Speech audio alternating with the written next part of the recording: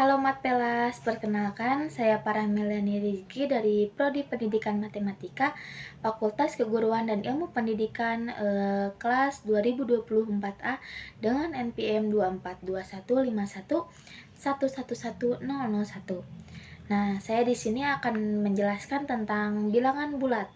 Nah, sebelumnya apakah kalian sudah tahu apa itu bilangan bulat?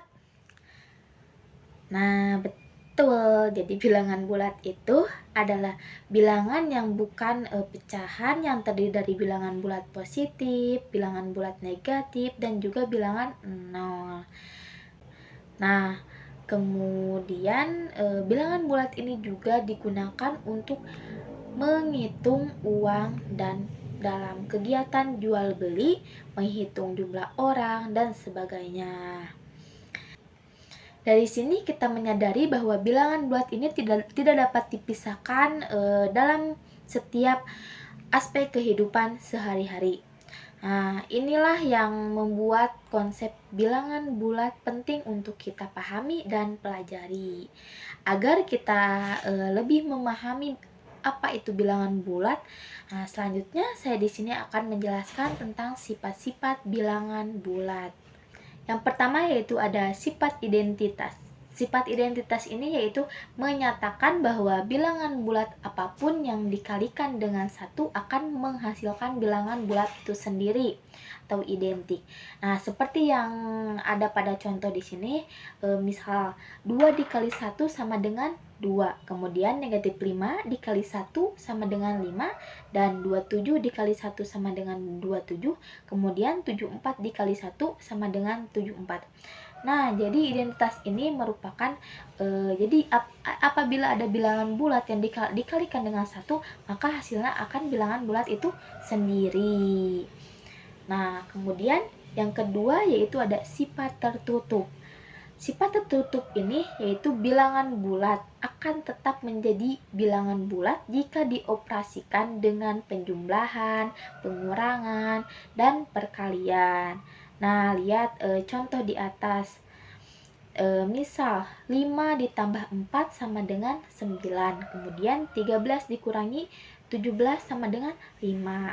Nah, seperti pengertiannya sifat tertutup ini yaitu jika bilangan bulat dioperasikan dengan penjumlahan, pengurangan, dan perkalian, maka hasilnya akan tetap bilangan bulat begitu.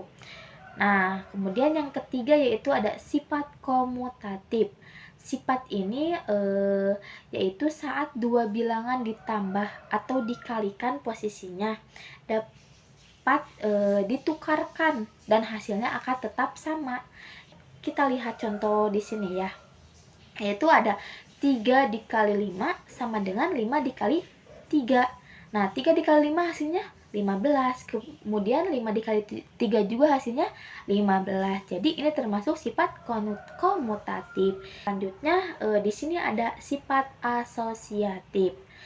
Nah, sifat asosiatif ini yaitu ketika bilangan bulat ditambahkan atau dikalikan, hasilnya akan tetap sama terlepas dari bagaimana dikelompokkannya.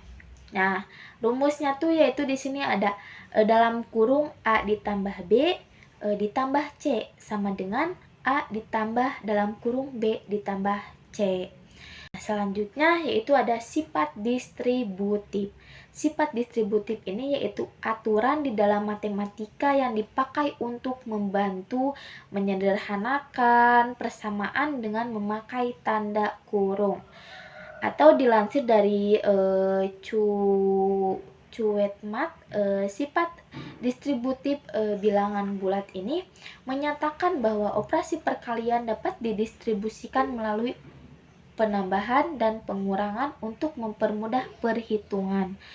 Nah, misal di sini ada contoh yaitu 2 dikali dalam kurung 50 dikurangi 24 sama dengan. Nah, jadi sifat distributif ini yaitu kita tinggal kalikan 2 dikali, kita kalikan gitu ya guys, jadi dikalikan gitu tah. 2 kali 50 kemudian dikurangi 2 dikali 24.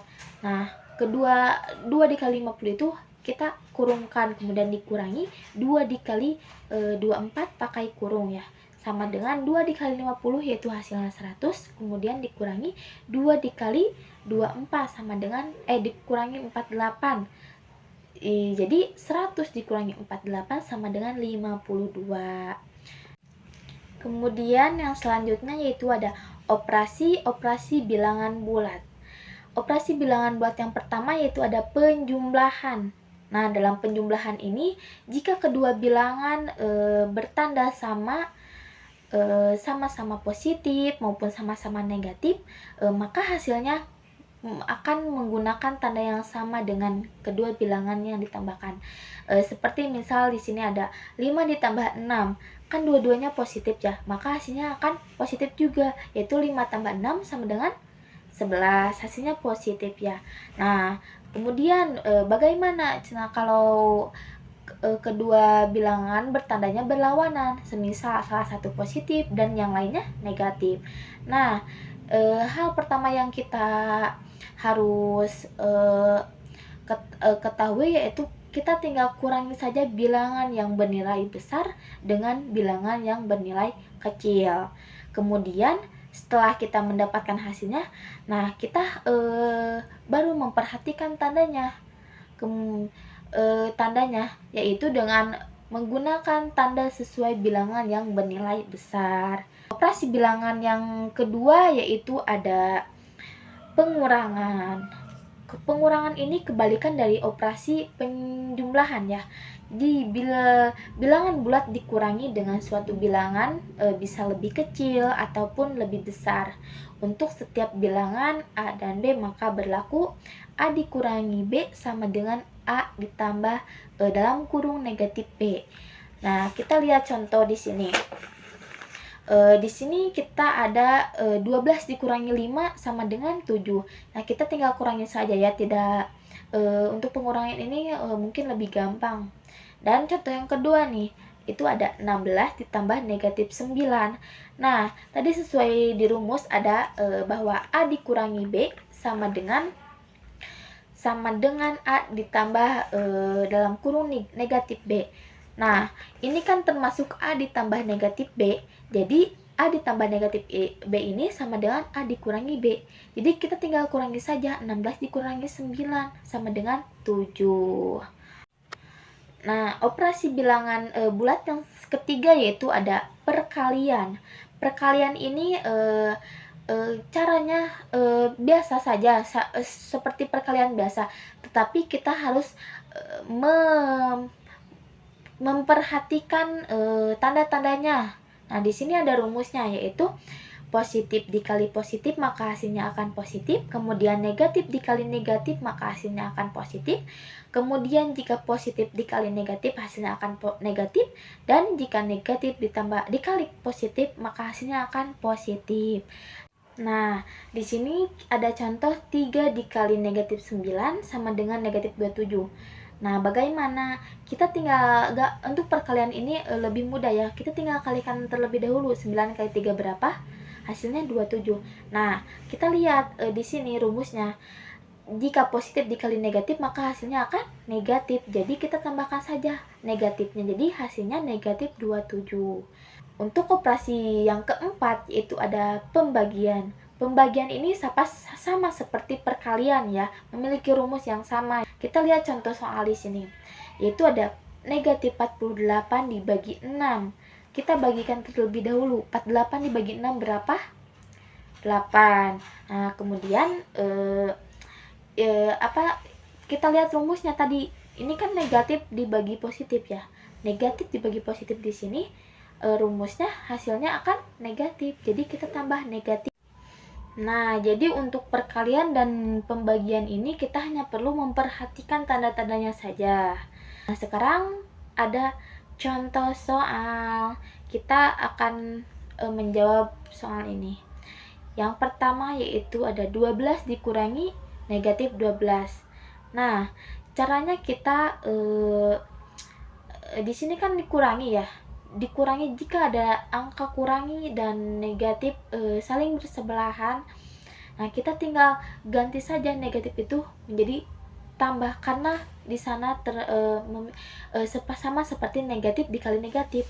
Nah, tadi sesuai yang saya sampaikan sebelumnya bahwa negatif dikali negatif itu hasilnya positif. Jadi di sini kita tinggal tambahkan saja 12 ditambah 12, jadi hasilnya 24.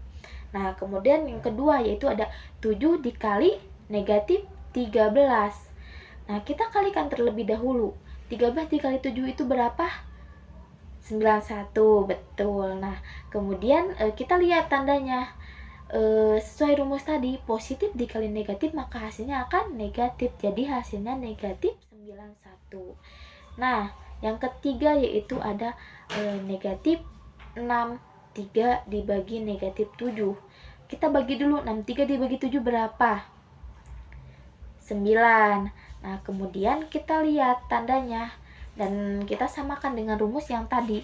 Jika negatif dibagi negatif maka hasilnya akan positif. Jadi hasil dari negatif 63 dibagi negatif 7 sama dengan 9.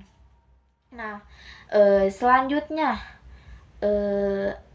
agar kalian dapat lebih memahami dan mengerti tentang bilangan bulat, saya di sini ada latihan soal atau kuis untuk kalian. Mungkin cukup sekian penjelasan dari saya. Wassalamualaikum warahmatullahi wabarakatuh.